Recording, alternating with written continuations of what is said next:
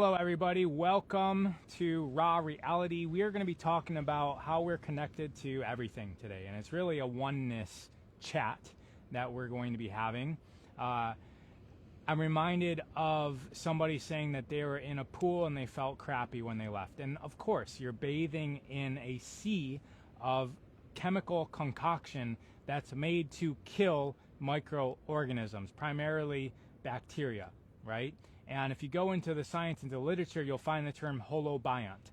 That's what we are. We are a collection of entities. So what that means is that there's other entities within us that comprise us. So when we think of the word me or I, that actually isn't just one self. Should I say it that way? It really isn't just comprised of one living self. Our human experience is comprised of many, multiple entities. In fact, there's more non-human entities in the human body than there are human cells. There are trillions of microorganisms that allow us to think, allow us to digest, allow us to make decisions, allow the hormones to go through our body. They are vital to our existence as a human. That means that we cooperate with other entities. We cooperate with these entities in order to make up our concept of self. And so when you go into a pool, you are destroying these microorganisms on your skin. There's a biome on your skin, and all of that is going into, because your skin is interactive. The skin isn't a protection mechanism. That's what we're taught in school, that the skin protects us from the external environment. There really, this notion of internal and external is a label that is taught to us. We learn these concepts. And I'll get into how that's an illusion, this internal versus external, but I mean, those labels serve a purpose because we all understand fundamentally what it means, and we can operate within our life so that there's some, language serves a purpose because it allows us to communicate with others, even if it's superficially, but it allows us to communicate with others. And then we start learning the paradoxes that exist within our language. So external and internal is one of those paradoxes, meaning that they exist and they don't exist at the same time. It's an illusion and it's accurate at the same time. So if we're going into a pool, we're feeling bad, it's because these chemicals are coming in, destroying our biome externally and also going internally and attacking our self, our cells, right? And it's because the skin, which is what my main point I'm getting to, the skin is made to transmit. It's made to communicate. It's not a protective layer. So I will start with the soles of the feet, which is touching the earth. Like if you think back, even evolutionarily speaking, just like traditional Western approach to evolution, we wouldn't have shoes, right? We would have evolved into a point where we wouldn't have shoes and we would be touching the ground. What is on the thing that touches the ground is called what? It's called the sole. So on the sole of the foot, what do we have? What do we have more of on the sole of the foot than we do in the entire body? And at the same time, Scott's saying, at the same time, we are a closed system and have everything inside as outside within the universe. The universe is within. Correct. As without, as so within. As above, as this guy circled me, below. I'm in this little pyramid of wood. Guys, if you make pyramids, by the way, this is essentially, I'll get into this, the energy of the earth. What this shaped pyramid is doing is it's funneling, it's taking a wide base and it's funneling the energy up and it's collecting it. It's collecting the earth energy. And pyramid, that word, if you break it down etymologically, it means fire in the middle. So pyramids are energy centers, and if you put them over certain spots on the planet where there's enhanced energy, then you have enhanced energetics within the pyramid.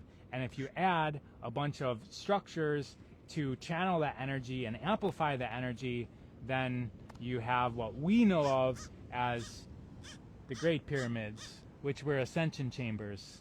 This guy knows what's up. Do you guys know that crows are very smart? They're one of the smartest birds. He's listening. Pressure point. Yes. Pressure point. Okay. Multiple organisms. We're made up of cells.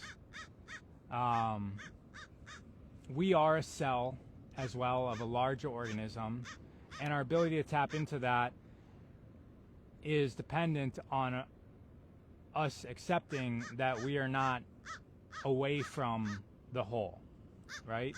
So the way that we're, can you guys hear the bird? I'm not sure if the microphone's picking it up.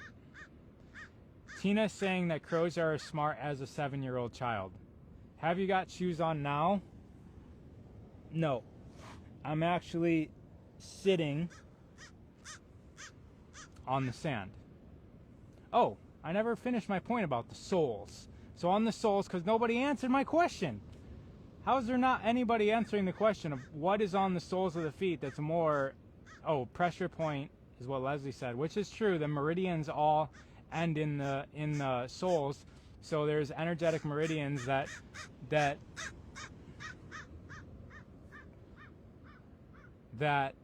crow wanted to make himself known. There's energetic meridians on the feet and on the hands and in the navel. They all cross in the navel point. Reason for that is what? Because we use these. We interact with the environment. So someone else is saying calluses. Carolina's saying nerve endings. Nerve endings. Yes, those are all true. But the answer I was looking for was having to do with a conductive liquid that transfers electricity, transfers information. Conductive sweat glands. Yes, sweat glands. There's more sweat glands that produce what? Electrolytes, known as, like, it's salty, right? So there's sweat glands on the bottom of our feet. What are we taught sweat glands are useful for? Cooling us off. Mammals have sweat glands. We don't pant. So sweat is primarily to cool us off through the process of evaporation. How is that the primary purpose if where there is the most sweat glands, evaporation doesn't happen? You cannot have evaporation on the bottom of your feet because there's a connection to the earth, so there's no air there, right? So we've got this conduit that's doing what? It's transferring energy. It's transferring information from the earth that goes in and recalibrates our body. All the electric devices in our house not all of them, but they have ground cables that go outside. There's a copper wire copper stake buried into the ground, and there's a copper wire that goes up connecting our electric devices. That's what the soles of our feet is for us. It connects us to the earth. So back to energy, back to reality. The name of this show is Raw Reality. The name of my program is called Self-Expansion, and the whole concept of that is to expand our concept of self. We're going from individual amongst a bunch of objects to viewing myself as ourself. We're going from the I to the we, right? From the me to the all. And when we do that, when we can harmonize with reality, we have sensations like psychic intuition. We have sensations of what's going to happen. We have sensations of the energy of other people.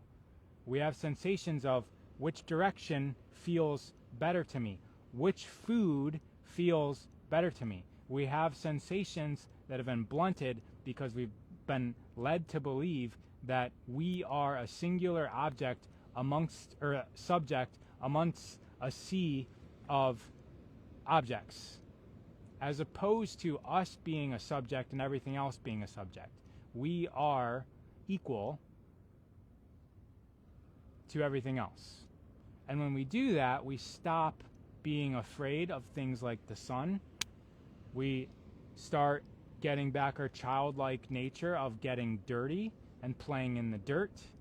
And we start to feel what it feels like to be everything. And some people call that love, some people call that joy, some people call that ecstasy. Some people take psychedelics to feel that. Some people take depressants like alcohol and marijuana to rid the distractive programming that we have, so that we can start to feel this connection that we have with others, connection that we have with self. And we start to expand ourself. And so what we can do to start with this, I mentioned the pool, I mentioned the earth so far, so let's go into the air.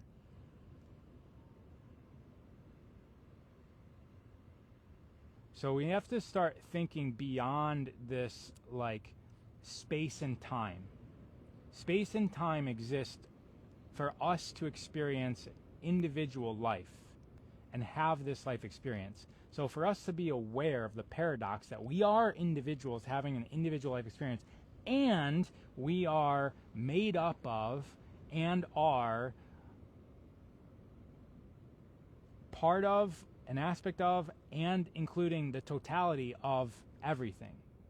And so when we think about the air going into our body, that's the air that's in your body right now, within time and space, the construct, the illusion of time and space. However, that air is still connected to everything, to all of the other air that's around you now. It's all happening now. So even the air that's coming into you is connected to everything out. So when you breathe in, if you put your palms up, if I can go back with this, let me just get it so you can see the palms.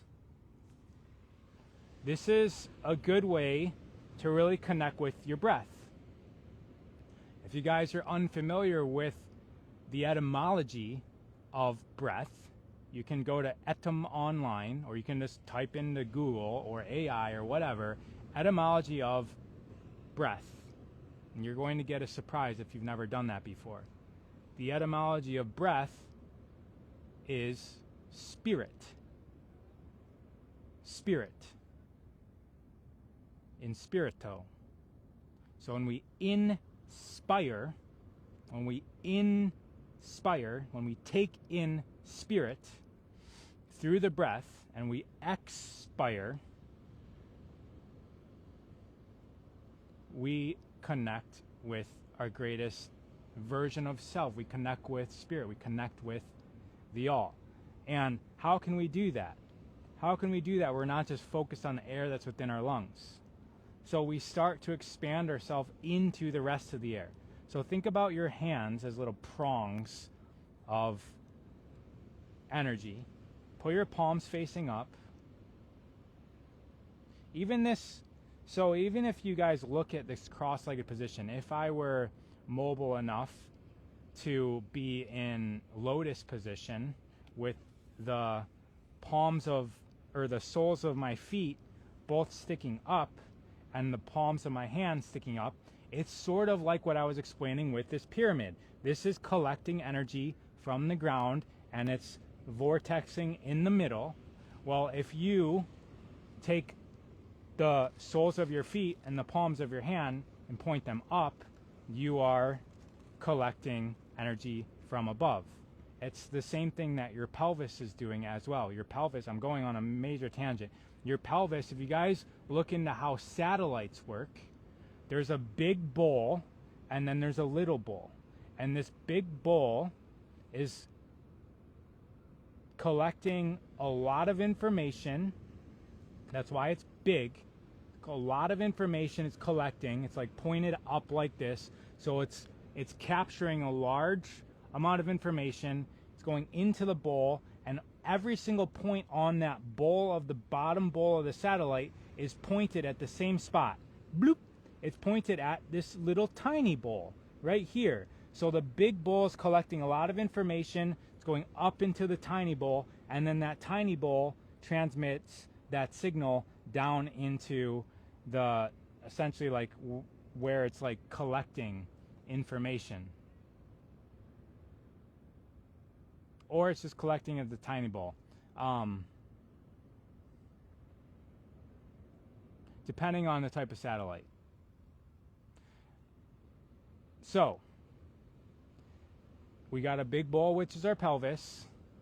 This is where we collect information about reality. We first diagnose it in our root, am I safe? And then it goes up the channel to the smaller bowl up here, which is the top of the skull, and then it gets reflected back down into the middle of our head. So we process everything in our life. Big bowl, am I safe? What can I create here? How do I feel connected? How do I speak about this?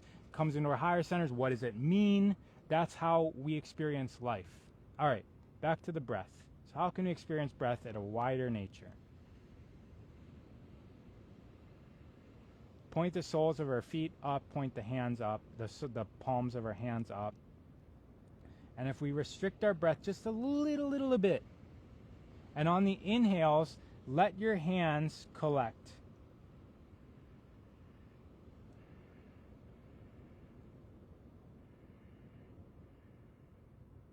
And on the exhales, extend your hands.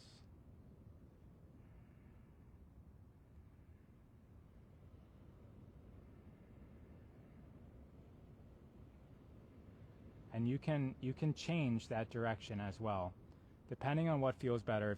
If you like to inhale with extending and then exhale while you come in, go ahead and play with that.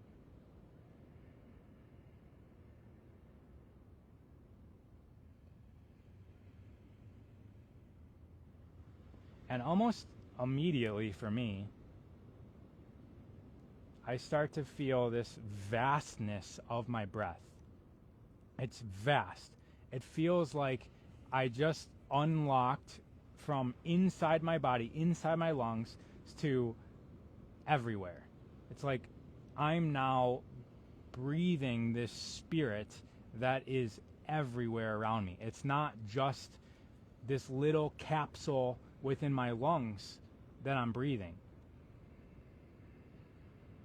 And all I did was unlock the perception that it's all happening within me by just connecting externally to the breath in my hands. So now I'm breathing all of the air.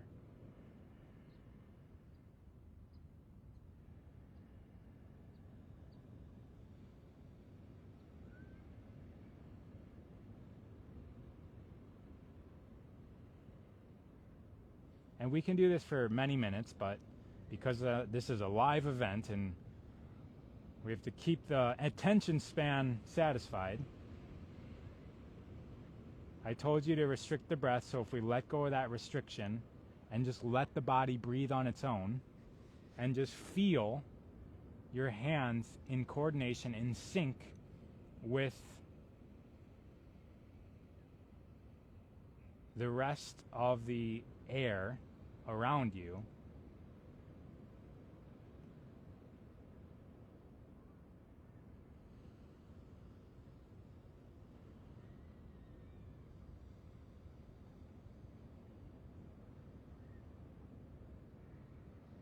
the next step is to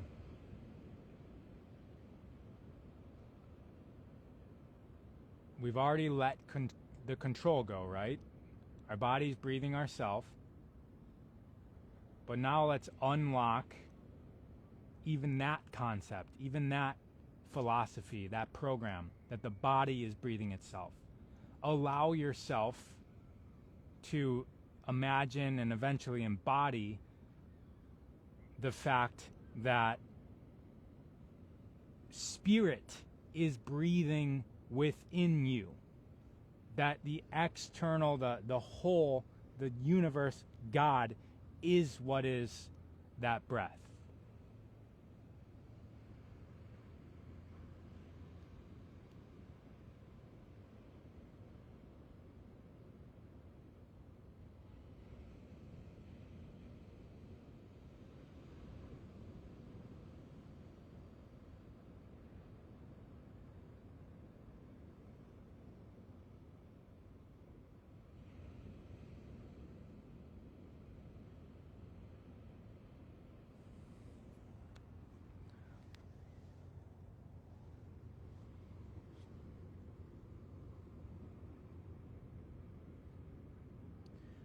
All right, so we can come out of that or stay in it. If you guys feel like putting takeaways down there, if you felt a shift.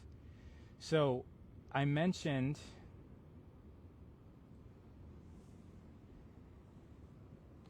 if you guys are athletic, that's another way that you can. So when I first started learning about this concept of letting the breath breathe itself, letting the spirit breathe us.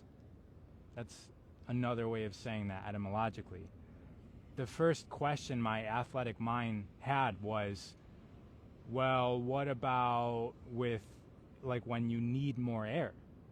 What about like when you're in sports and you need to breathe and so you're breathing heavy? And the answer to that is we will breathe no matter what. The breath has the wisdom. And so releasing control of that is actually when you're in the best state of flow. The lady Don Don says, I always feel a shift. Appreciate you. Right? So those of you who are exercising, even things like yoga, you know yoga when they're like, inhale, exhale as you come down, inhale as you look up, exhale as you come down, kick your feet back, keep on exhaling, then inhale the chaturanga, then exhale the downward dog, and then inhale back up. All of that is a program to teach somebody how to do yoga, teach somebody how to do the asanas. Get rid of the teacher, and then it's your breath. So if you guys have a yoga practice, instead of inhaling, exhaling through the movement, release that program, and your body will breathe, and as your body's breathing, move through the postures. Can you align your movement to your natural breath without controlling your breath? Because that's actually the true pace. That's your pace in the current moment.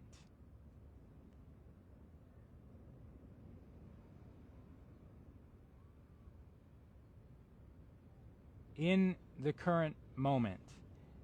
And so back to athletics, if you're sprinting, it feels different than having to control the breath to just let it just like open up the channel. Open up the channel. Now, why am I saying all this? This is all a setup for us to listen, observe ourselves. How can we notice the feelings, notice the symbols of reality, and let that be the guide? People talk about my guides, right? Who are you praying to? That information's accessible constantly. constantly. And we can feel it, not with words so much, even though some people do have this translation into words, but you can feel it on how your body's feeling.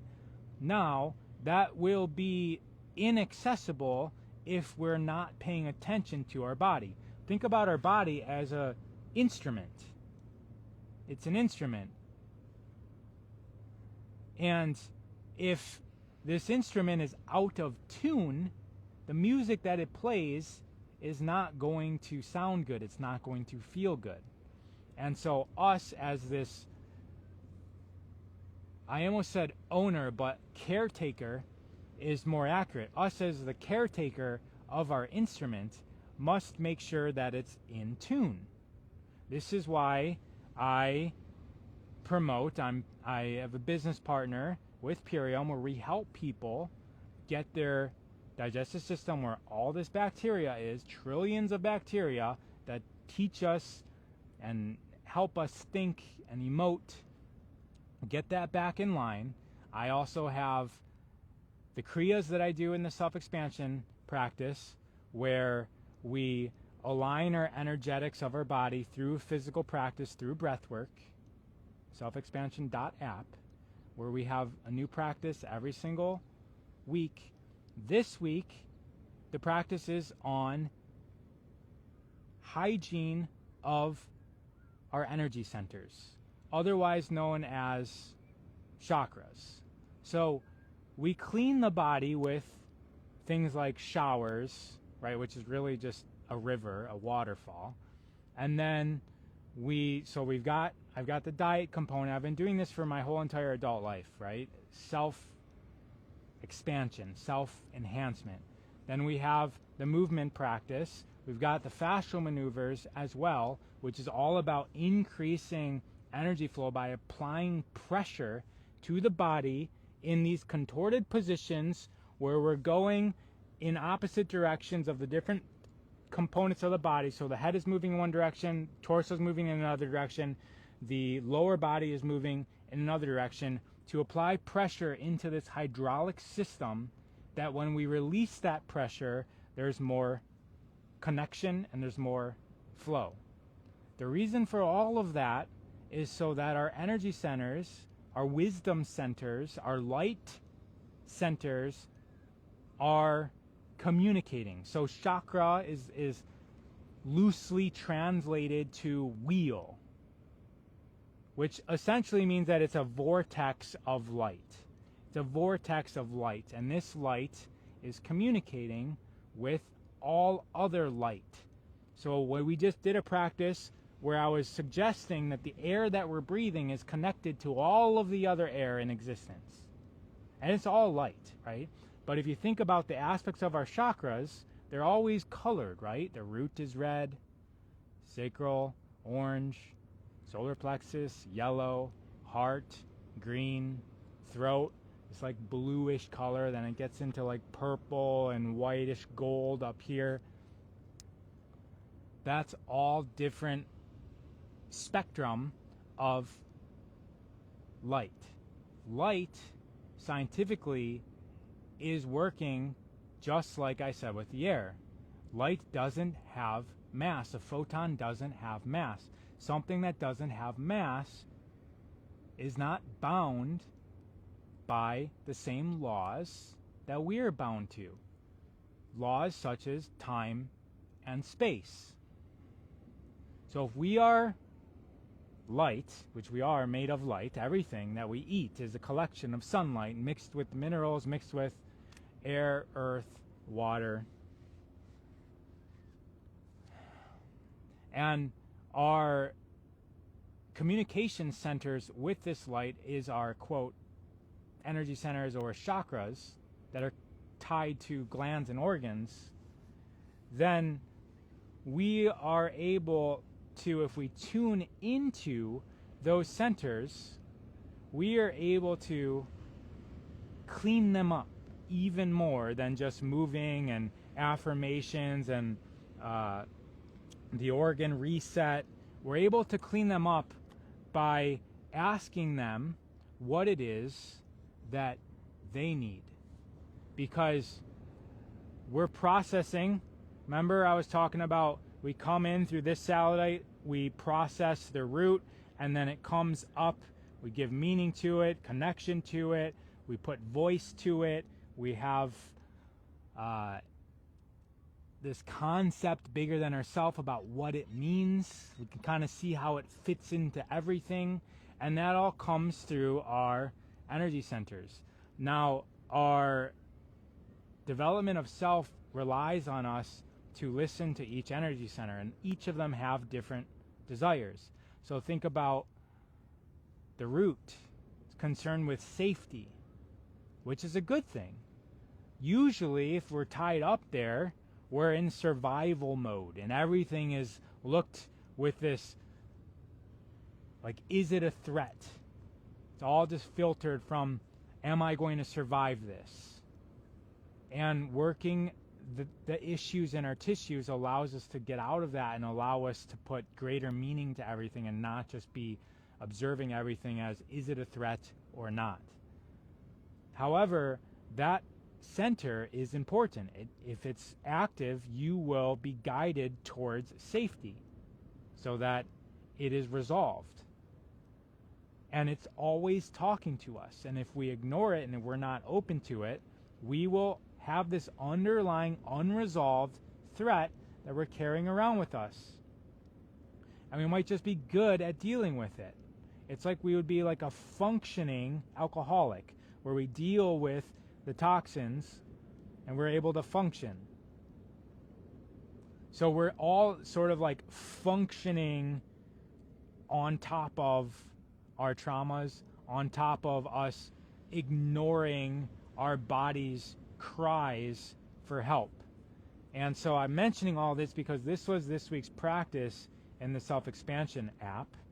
If you go to raw_of_earth, I've got the link for that, 7 days free, just a quick plug. So what we did in the beginning of this week's practice is we talked to our energy centers, and we did it with our own voice, with our own knowledge, because everybody's energy centers are saying something different, because we're all unique individuals within the aspect of this entire environment. We are, this is a paradox, we're talking about oneness, but the point of us being individuals is so that the grander organism of self, some people call that God, has the experience of us within this time and space coordinates. We're like experiencing time and space as us differently than all the other beings here throughout all the time and space. So, how do we speak to our root? It's simple. We ask ourselves the question, what do I need to feel safe?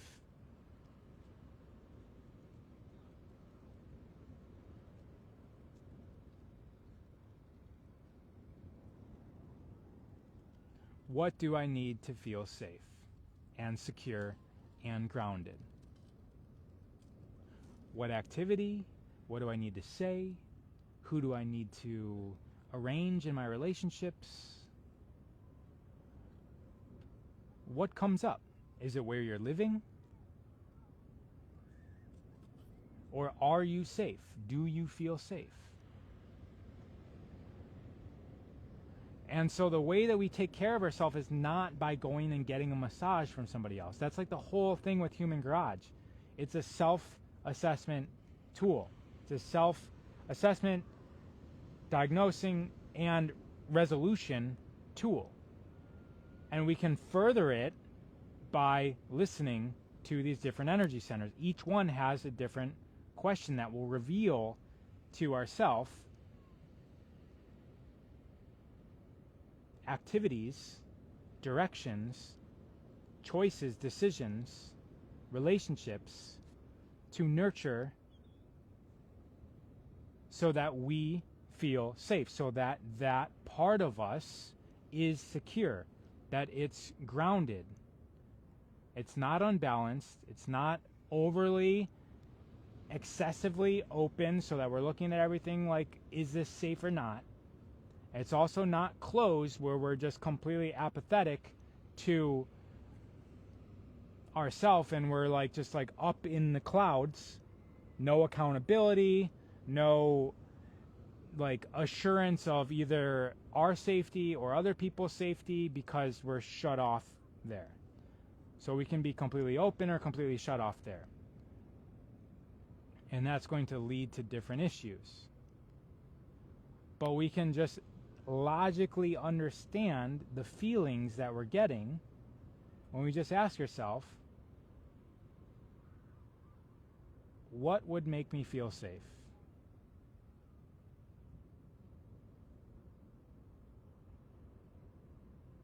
What would make me feel safe?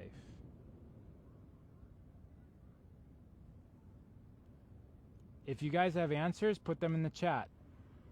When you actually, now we're doing what? We're expressing that. By the way, guys, I mentioned these energy centers. The first sort of gate is the diaphragm. This is a gate. If we're blocked in our breath, or we're not expressing our diaphragm because we're breathing up here, guys, there's people. Watch people.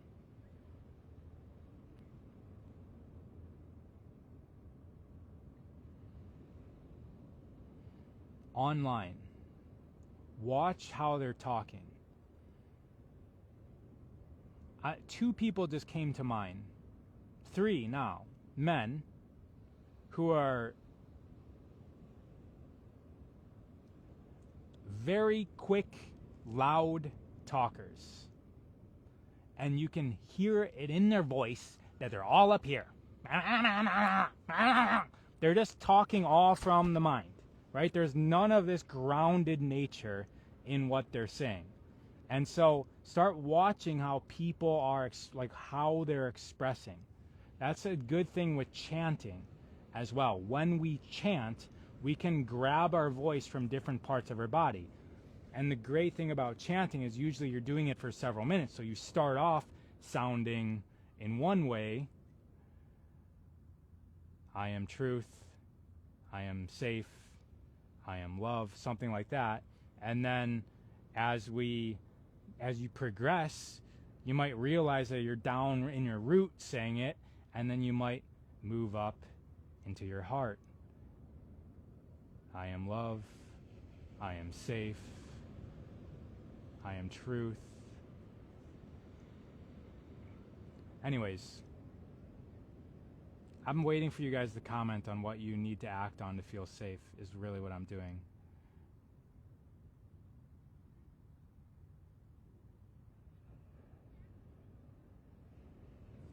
I walk around thinking I can die at any moment. I thought it was from a violent childhood, but now I am more learned.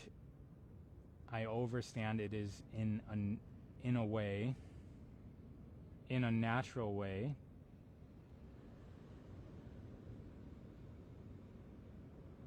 That it's normal for animals to be always looking over their shoulders, so to speak, looking for the predator that might end their existence. So back to hygiene of our energy centers. The next one would be what? The sexual center, the sacral center. Sex is a bad thing, right? Is what we're taught in school. Sort of always been this like on and off war with sex and sexual urges. Guys, just know that at a grand level, there's no judgment, there's no assessment like that. At the end of your life, you go to heaven or you go to the pearly gates or you go to what some people say after they die, they like the near-death experience people, they say that there's this panoramic life review where panoramic, right? That you experience everything in your life from every different possible perspective. And you feel that. And sometimes that could lead people to be embarrassed about things and because it's going to be reviewed. There's no judgment there. There's like everybody is reviewing that. Remember, it's not necessarily just you. You will be experiencing it from like your, let's call it oversoul, the greater version of yourself, which is connected probably to multiple humans and multiple planets and multiple times and spaces and entities, experiencing you now as a human on Earth in 2025. You'll be reviewing that, but you'll be reviewing it as a part of the whole. There would be no judgment. It would be like me judging my own action of my hand. It's like, well, I was part of that, right? I experienced it with you. So God will not be judging you because God is in you. God is acting through you. And if you know something to be right or wrong, it is because of a lesson that you learned. And so the things that we do that is wrong is necessary for us to know to not do it again. It's for all of society to learn as well.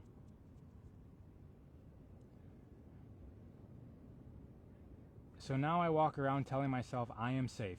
I review the environment and look for safety. You look for safety as opposed to looking for danger. I don't look for danger like I used to. Now I seek the things that make me feel harmonious. Right, which is what I was saying earlier. Ask yourself the question, what do I need to feel safe? The next energy center to be clear and to listen to and to like align your body to that would be the sacral center. Right? The sacral center is interested in creation. That's what we do with sex. We create another, like we extend ourself into another generation. It's like another generation of self. And so we can ask ourselves, what am I desiring? What is my creative center desire to create? How can I be creative? Where am I being pulled to in a creative manner?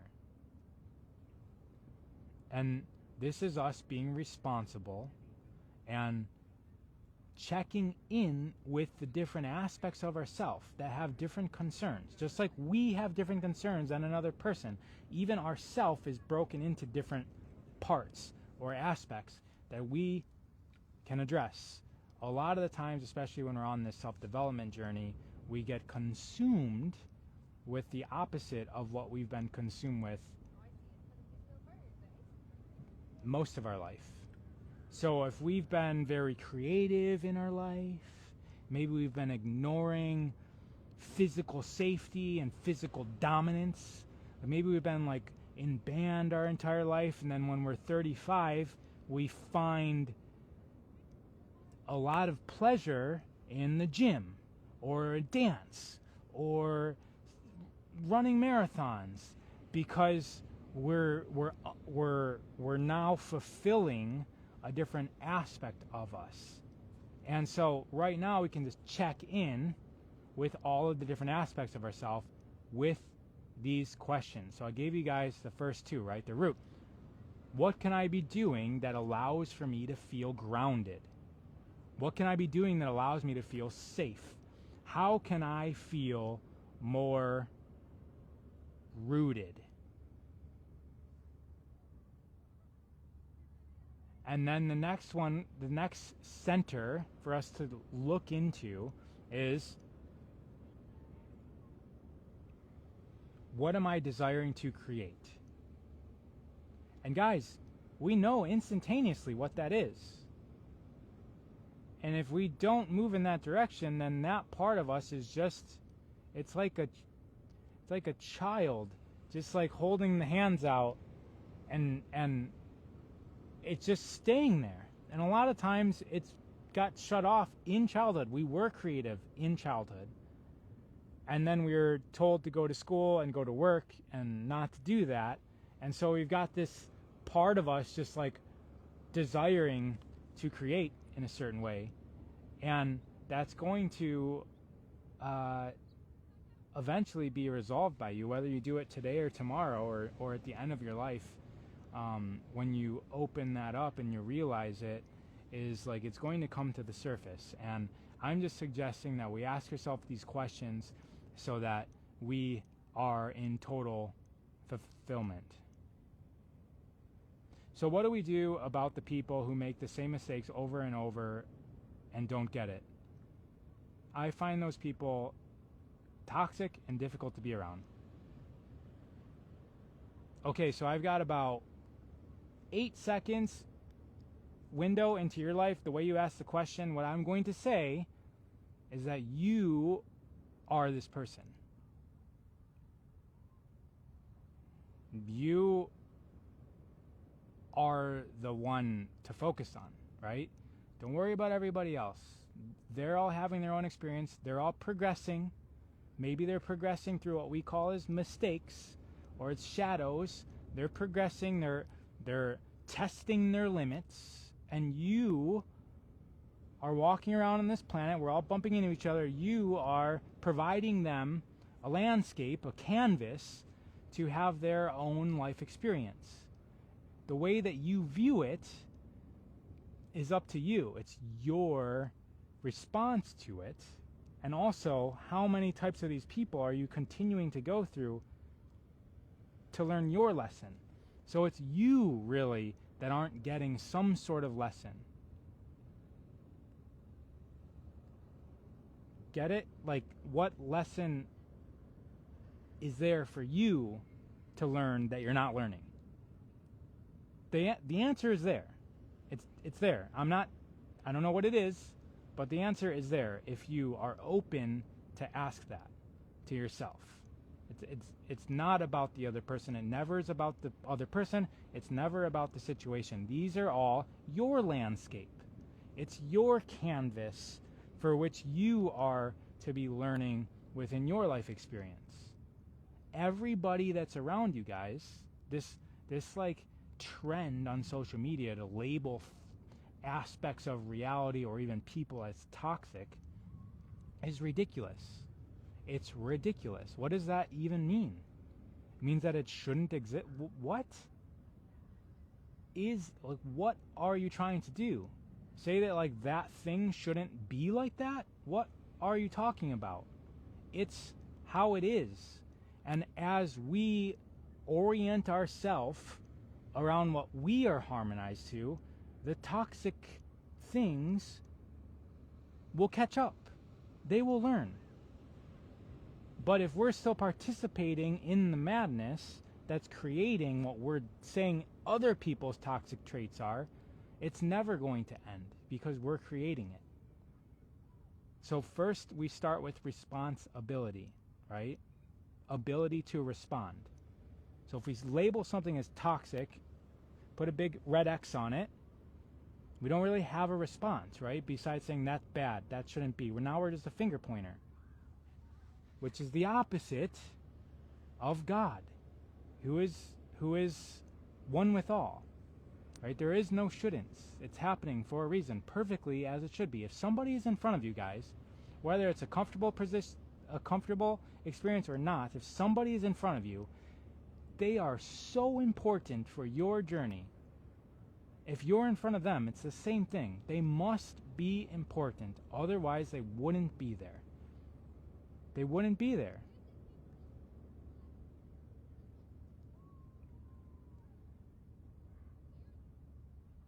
My father, she says, or he, I can't really see because it's bright out. Never thought of it like that. So how I interpret actions, it's all the same person making these comments. They're negative and unaccepting. Guys, think about it. What is our family? Our family is a unit of people that we don't get to go away from.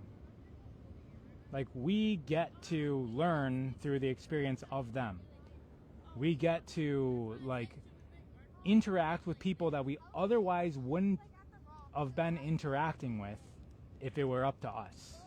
And so we chose, or let's just say God put us, if that feels better to us, into a situation where this interaction is mandated. It's mandated for us to what? Not for us to hate, but for us to reveal something. It's revealing something. It's for a purpose. I'm actually so happy that you said it was your father, because a lot of us have these issues in our family. We just think that these people are toxic and bad, and this is your experience. This is your life experience. Assume responsibility for it. This is the point.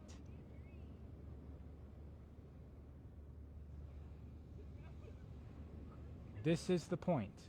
And I will end it there, guys. As I said, if you want the rest of the questions, free 7 days, selfexpansion.app. It's this week's new lesson. You go to new full-length practices, and it's the first one. It's called Practice for Hygiene of the Energy Centers. Okay, everybody, take care. Have a good day. Thank you for the comments. I'll see you next week. Can we break family cycles? Yes, it's up to you. It's not up to you changing anything about your family. It's about you integrating that lesson into your children. And that's the beauty about children, is that's all about integration. And then we spawn an offspring from a different foundation that we either get to choose that we implement the, quote, toxicity and trauma into them, or we resolve it within ourselves by taking responsibility for it, and we're able to move that energy, clean parental energy, into our children that's not colored by this lesson that has been refused to be learned from our parents. It comes to us, and we assume responsibility for it, and we deal with it, and we learn through it. Bye-bye, everybody.